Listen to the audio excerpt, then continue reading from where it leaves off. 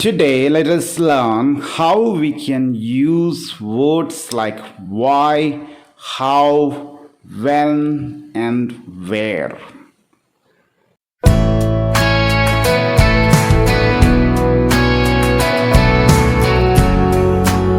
Here you have got some examples of why, how, when, or where. Using these words, you can make some clauses. Let us look at the examples. They are very simple.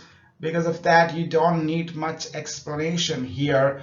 You can look at these examples. The reason. What reason? Why many countries allow refugees. What is that reason? Is mere human consideration. So the main part of the sentence is the reason is mere human consideration. Which reason? Why many countries allow refugees. Here you can see you are using why. Okay, that's why we say we are using why to make a clause here. So this is the subordinate clause. Why many countries allow refugees. Look at the second example. Brazil is a country where coffee is produced abundantly. Here you're using where and then you're just adding a statement. Nothing much to worry about it.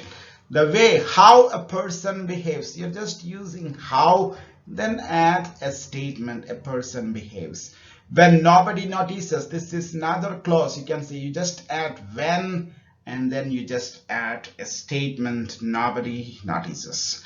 Defines his character. So the main part of the sentence is the way defines his character.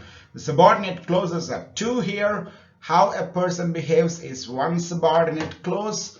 The next subordinate clause is when nobody notices. So this is the way you use why, how, when, or where.